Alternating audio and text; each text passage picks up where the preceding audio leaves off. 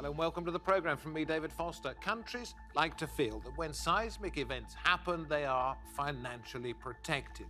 And most do this by investing in either gold or in dollars. They buy the greenback because it's been solid for so long, thinking that in times of trouble, they'll be okay.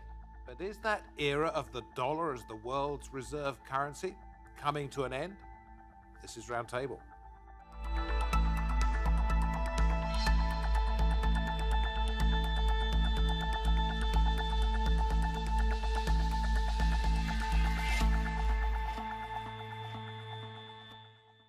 Now, instead of looking to the West and to the USA, there are those casting their eyes eastwards to a growing and increasingly powerful China.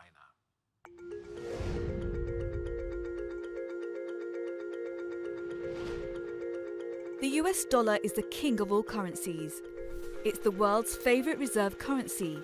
That's the money held in large amounts by central banks to make international payments or transactions. More than 60% of all foreign bank reserves are in US dollars. But the US's dominance is being challenged, and its share of global trade is steadily shrinking. The United States comprised 40% of global GDP in 1960. Today, it makes up 25%. So some analysts are asking if it's time for America to rethink the role of the dollar. Could it deliberately abandon its dominance as reserve currency king?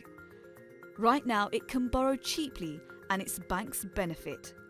But exports are more expensive, so other countries are less likely to buy goods labelled Made in America, and that costs jobs and trading income. And if dethroning the dollar seems unthinkable, analysts have pointed to other ways the US has repositioned itself in recent years. Abandoning international agreements and multilateral commitments. The slow death of the dollar has been predicted before, and it shows no sign of happening yet. But for how long can the world bet on dollar dominance? Very pleased to say that we can go to New York, say hello to Richard Wolff, who's Professor of Economics and founder of Democracy at Work, and then to London, where we say hello once again to Inderjeet Palmer, Professor of International Politics at City University, London. You'll both have a thought on this, but Richard, let me start with you, if I may. What is in the US for being a reserve currency? What does the US get out of it? Well, you know, it's part of the dominance of the United States economy for much of the last century. World War I changed everything. The United States went from the major debtor to being the major creditor of Europe. World War II cemented that dominance because of the destruction in Europe and the relative lack of it in the United States. And we all know the history, or most of us do, ever since. So the dollar's dominance is part of the United States' dominance. And the benefits to the United States are enormous. The world uses the dollar as its basic currency for international trade and exchange. It allows the United States to flood the world with dollars that don't come back as demands on American goods and services. This is a subsidy to the entire American economy. And so it only worked to enhance the dominance of the United States, which is why the decline that we are now facing is so difficult and so painful here in the United States. So the corollary to that is what would happen if, as you suggest, the dollar's decline continues and it is no longer favored as a reserve currency? What would the downsides be for the US? It would be the loss of that subsidy. It would mean that the United States cannot function the way it has. Imagining that the Federal Reserve, our central bank, for example, can do pretty much what it wants because the rest of the world is forced to adjust to whatever supply of money they print and to circulate, whatever interest rates they charge. The United States would then shrink into becoming one among many economies, and all the subsidies, direct and indirect, from being the world's currency would be taken away. And so it's a kind of feeding on itself. The decline of the empire undercuts the power of the currency, which in turn furthers the decline of the empire. That's where we are. And that's a very difficult situation that has much to do with explaining the behavior of the United States, which I suspect is puzzling many. I'll get you to explain subsidies in a bit more detail a little bit later, but let's bring in Inderjeet. Do you see it as more than just a badge of honor?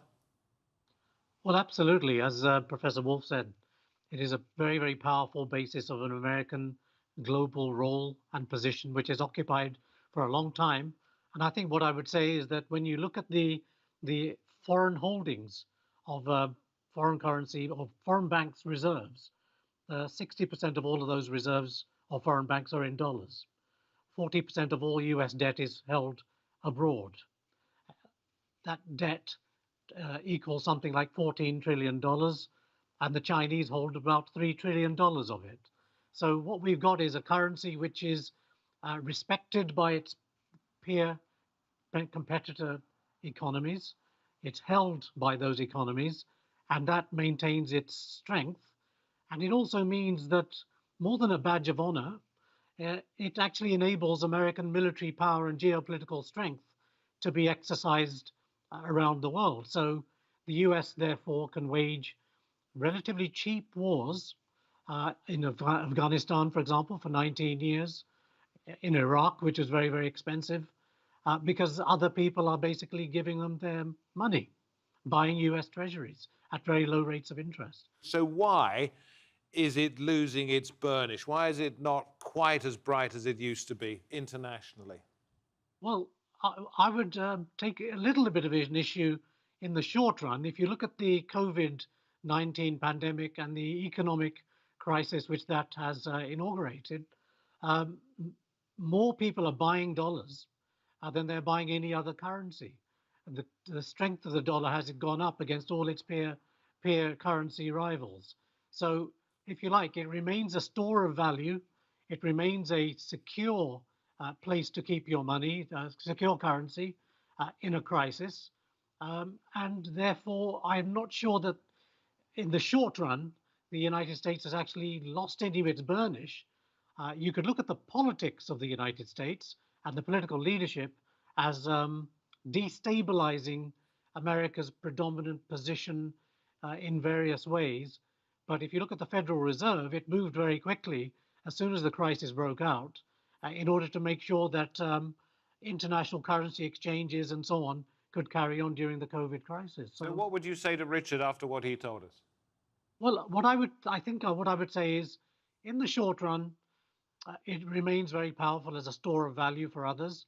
And in the longer run, once the global economy and other economies recover from the pandemic, and if, as the United States does relatively weaken relative to others, I think then it's possible that other currencies like the euro, maybe the renminbi, may strengthen.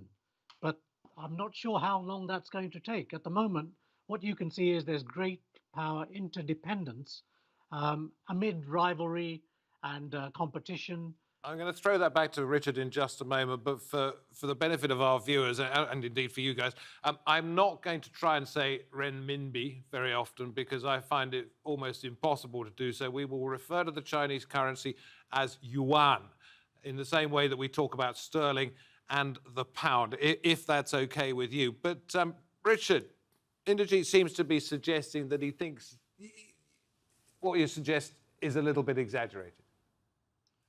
Well, I think perhaps we can disagree or agree to disagree a little bit. I agree with him that in the short run, people are behaving the way they have for a long time. That is, going into the American dollar as a safe haven, as a safety place. But I think that's mostly a matter of habit. It's a matter of not yet wanting to face up to the realities. It's not just we in the United States that don't want to face up to what's going on, as you can see from our president, but it's the rest of the world also that takes time to adjust. Let me underscore, though, what is the reality over the longer run. Over the last 25 years, the Chinese economy, to pick the key example, has grown on average 2 to 3 times faster than the United States. This is an extremely successful economic development program. Very few like it in the history of the modern world, or any history as far as I know. And the challenge to the United States is obvious.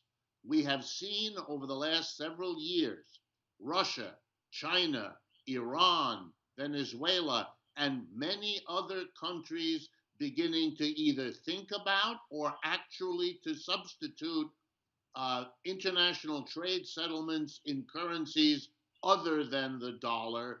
The commitment of those countries to move in that direction is now explicit, and I believe it is already underway, a bit more than we know, and that there will be a lag, but that more and more countries will begin to understand that the world has changed. And one further point, the pandemic is a shakeup of the world economy whose consequences are going to take time to play out.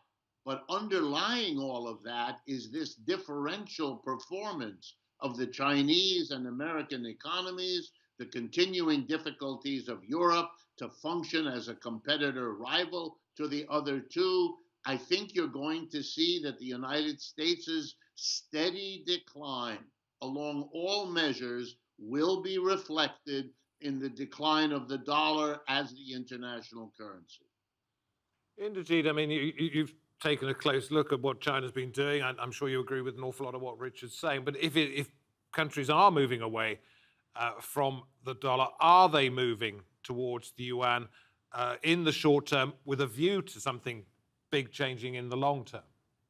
No, they're not.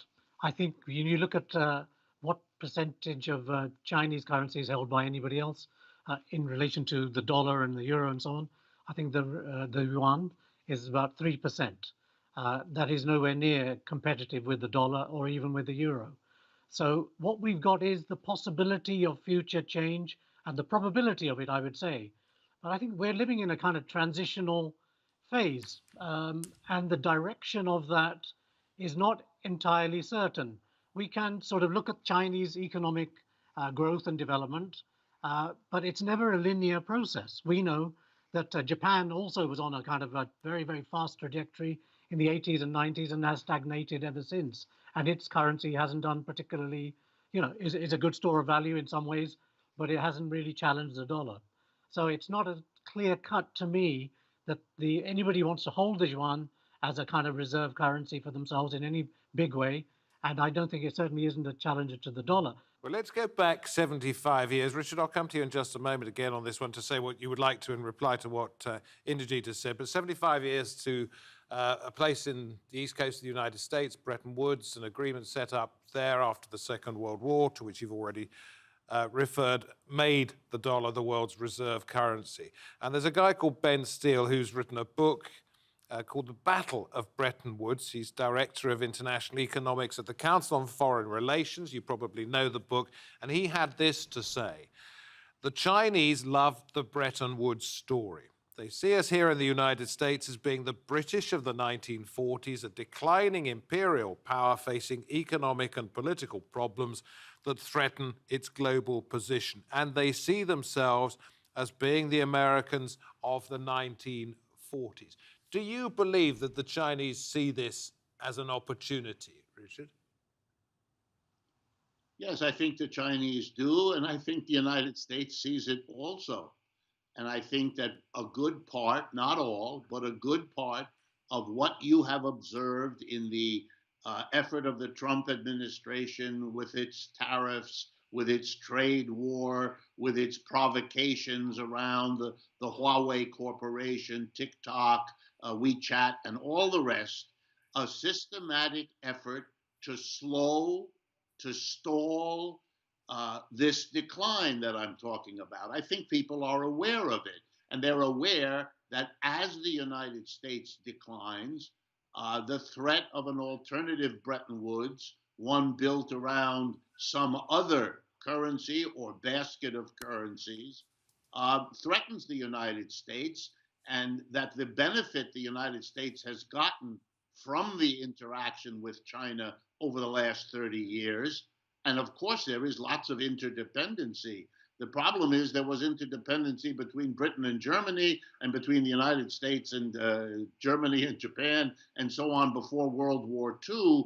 And the rivalry balance with the interdependence can cut both ways. I do believe that we're in that process, even though you're quite right that unforeseen events or struggles between them can slow or even stop the process. But for the moment, seems clear to me that yes, the yuan is not yet the international currency, will not be anytime in the immediate future. But the direction of change, that I think is not only clear, but it is now governing the political caution of the Chinese and the aggressive provocations from the United States. You see, Inderjeet and Richard as well on this one, it might be that President Trump, and we don't know if he's still going to be where he is at the moment in 6 months' time, but it might be that he who wants to put America first, create jobs, etc., thinks that they're paying a price for being the world's reserve currency because in this situation, strong dollar,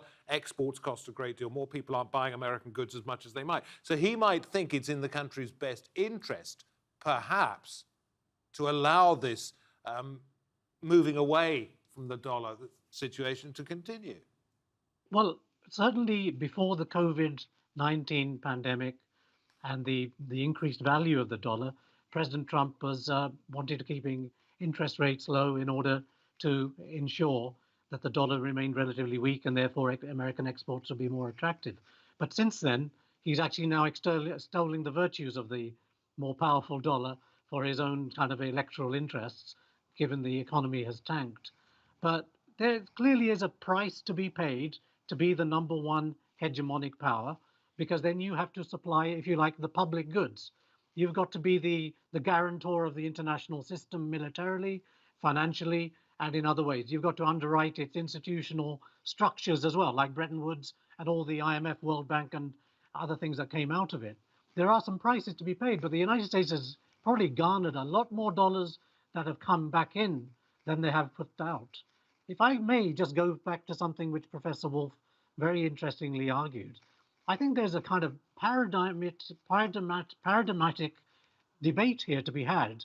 And I'm not sure that Ben Steele, when he says that China is the US of the 1940s, waiting to take over from a declining power, I'm not entirely sure what his evidence base is for the idea that China has ambitions to knock the United States off the top spot. Well, let's put that to him. Richard. Absolutely.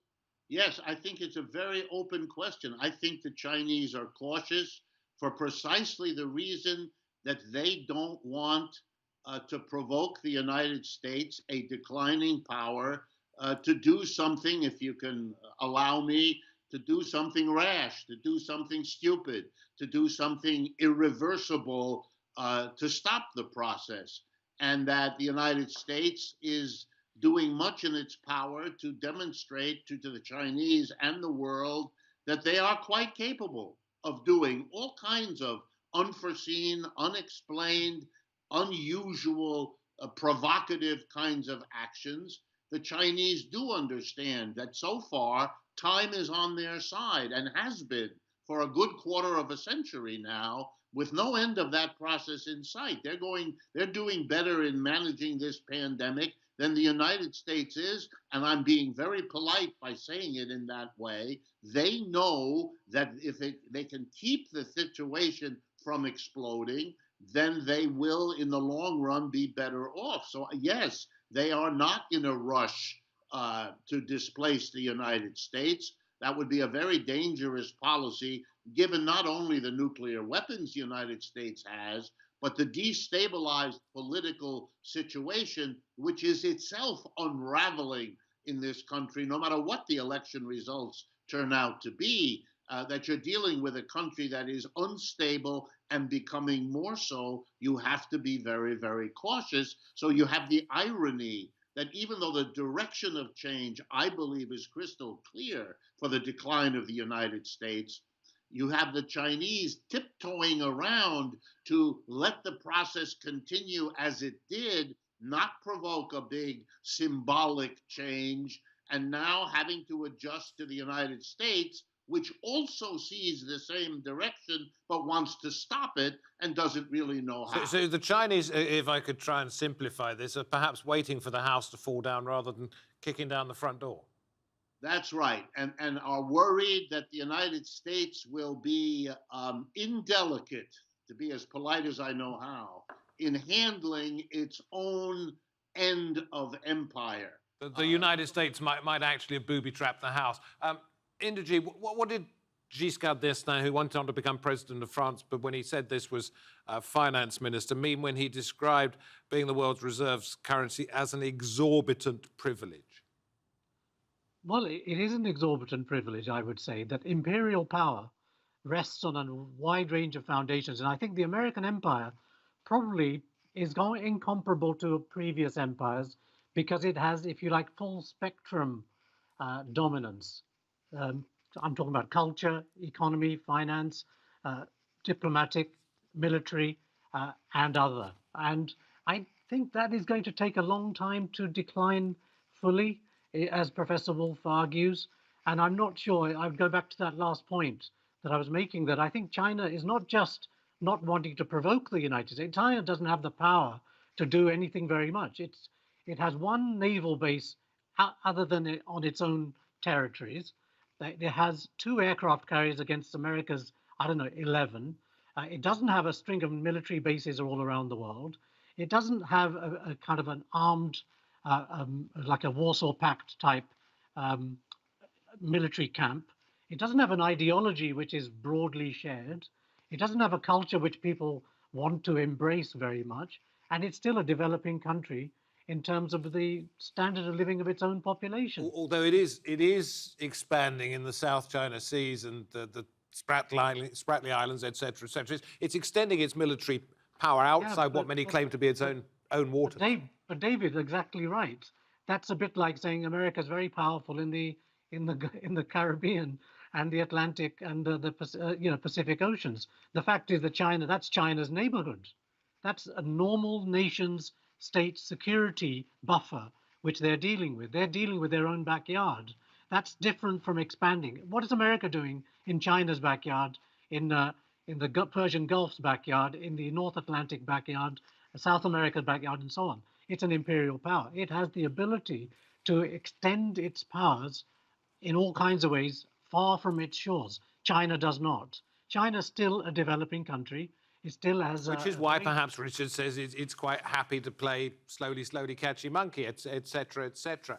But do you see a time, Richard, when the greenback, I've got Hamilton on one, I've got Lincoln on the other, when it actually is regarded as second-rate currency? Absolutely. I think empires have a long history of not wanting to see their own decline, of underestimating the risks that the imperial position they occupy has been eroding for a long time. I agree with everything that was said about the difference in military power, bases around the world, all of that. But those things, as were said also before, those things are expensive. And the United States under Trump and the GOP basically would like to hold on to their imperial power, but not spend as much money because they can't afford it. They want the people they dominate to pay more of the price. It reminds me of the British Empire wanting every colony to be financially self-sufficient so the British could get whatever they could out of each colony without having to pay for the administration of the colony. That is not a sustainable arrangement, and I think the United States is trapped now. It cannot afford to maintain the empire it built, and it can't afford to let it go. But the rest of the world is not going to permit that ambivalence, if you like, that situation to go unchallenged. And even if the Chinese don't want to provoke the United States, clearly their going softly has already provoked the United States, And I think that's because of the recognition that the balance between the benefits and the costs of being an imperial power are coming home like the chickens to roost. And in the United States, that is frightening a society that counted on the benefits being greater than the costs of its empire, and find that no longer the case. And there were so many things we were going to talk about, but we don't have the time. Listen, but it's been fascinating. Thank you very much indeed. Thank you, Inderjeet. Thank you very much, Richard. And thank you, wherever you happen to be watching this program. Well, at least I hope you've been entertained. I certainly have been educated as well. From me, David Foster, from the team that put all of this together, goodbye for now, but you can always drop in on our YouTube channel to see this and other episodes of Roundtable going back several years now. That's TRT World Roundtable on YouTube. Hope to have your company again. But for now, goodbye.